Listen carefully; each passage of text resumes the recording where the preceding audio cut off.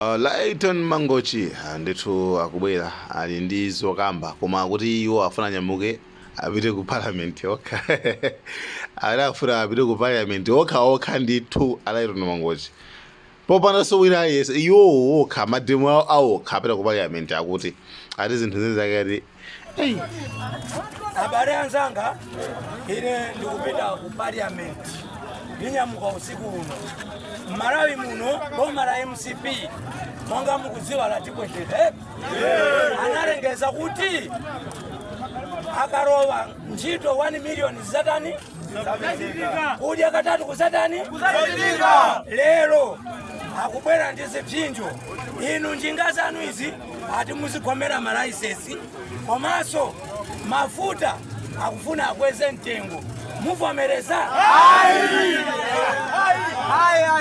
Peter Mutharika akuti eti wakula ndeife tikupita ku parliament tikamuone amene akufuna kumulesa Peter Mutharika kuti asaime kodi umoyo wa Chakwera ndi wa Peter Mutharika umene unali bwino ndi uti inu ma MP ena a DPP kumeneko mwalandira ndalama ku MCP mukufuna mukhomerere Peter Mutharika ine ndikunyamuka lero ndikakhala mu parliamentimo lachitatu anthu awa tikawuza kuti MP wakuti sanaime MP wakuti sanaime kufuna kuti mukwanirise zofuna zanu mumukhomerere Peter koma Malawi akumva kupweteka titira wachimangazika you fresh no ndiye mulora kuti boma lipitirire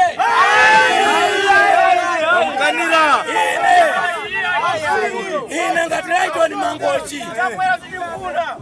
Layton Mangochi ndikubwera inu a MCP kayamapa kayamamanga ine muzani mange anthu awa andituma kuti akufuna Peter Mutharika akufuna Peter Mutharika umoyo uli bwino pamene panali Peter umoyo ukuwawa chifukwa cha Chakwera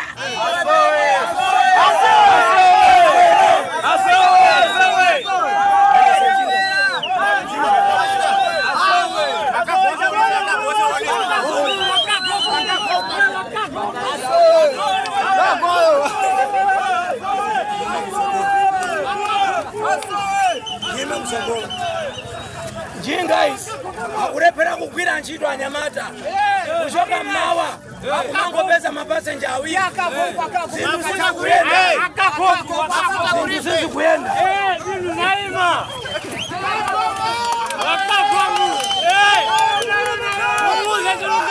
anjinga sakapata zinthu sizikuyenda moyo ukupweteka anyamata atituma ku parliament tikamudziwa amene akukaniza Peter Mutharika zaye chilimiti aliyense ali ndi ufulu ovota oyima pa mpikisano Chakwera kumuopa Peter chifukwa kuti akudziwa sanga make kuchoka pano pakaronga ndinyamuka madzulo ano ndikapezeka mu parliament komanso simukandiona kuti ndili momo Malawi akafuna change cho amachipeza saopa ndipo nditsimikize apa kuti Malawi afika potopa ndi izi zimene akuziona lerosi ndiye Malawi afuna kusintha ndi kuti change cho chichitika kusintha kuchitika ndithu habari ya vipi bwana bakakuzula malowa akuri ni misongo yao naza latoka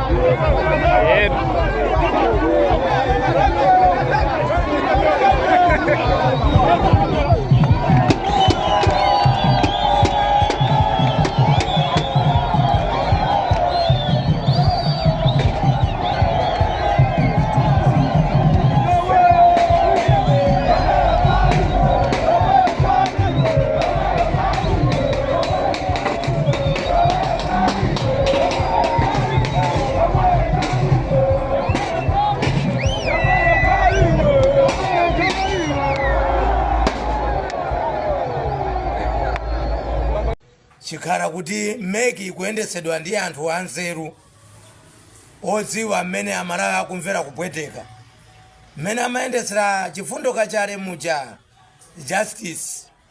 Tinakapempha kuti miyezi yovotera ichepetse, miyezi yovotera kukutalika ku September.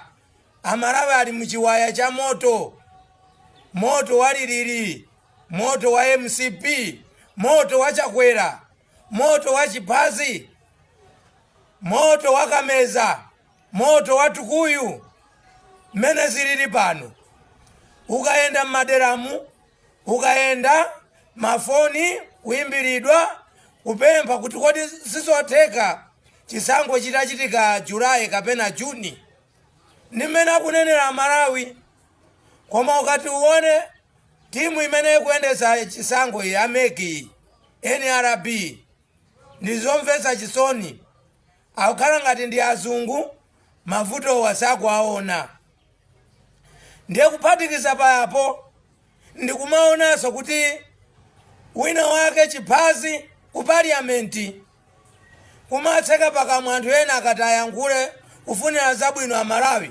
Ndizosatheka kupusa kwa nzeru, kupepera. Ndizosatheka. Ayankhule, Suleiman ayankhule. Olemekezeka Achaponda ayankhule ngati leader of opposition. Kodi iyeyu Chiphazi uyu maphunziro ake anapita nawo patali bwanji? Akukhala ngati Amalawi wonse siwophunzira kwa iye. Wayi? Matama basi, matama. Kungomchita kapu cha president wa dziko.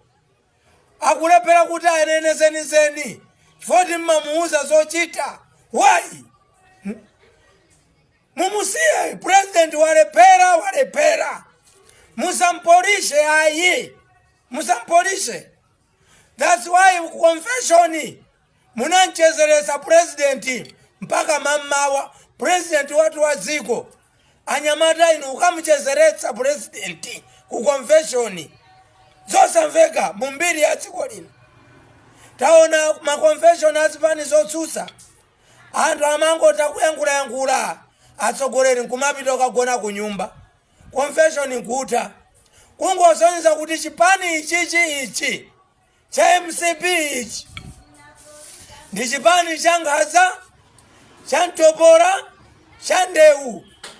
Anadziwa kuti akapanda kuchezera president mbiri zinakayipiratu, anakaonekera poyera, anakaonekera ng'amba. Ndiye lero khalidwe limene munalichita ku confession pomakhabana nokanoka musalibweretse ku parliament. Wamva Chiphazi iwe? Ndikamanena kuti ndiwe savage sindimana amayiayi. Amalawi mundimvetse, dziko ili kuyendesedwa mopanda chilungamo, mopondereza. Koma musaonedwa Amalawi kukhala chete uku. Akulira kwambiri Amalawi, akulira. Zinthu zimene zikungokwera tsiku ndi tsiku izi.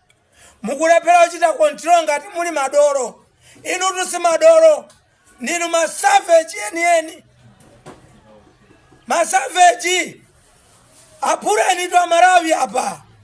Apureni. Wayi mukusekerera anthu oterera tsitsi. Azilira mulira dziko linoli. Inu mulipo anthu ophunzira. Kodi sukulu zanu za mtundu wanji? Madigiri ya mawindo achani. Mukufuna muopyeza anthu amene afuna bweza chilungamo ku parliament. That's nonsense. Ifeyo tikufuna zinthu zisinthe.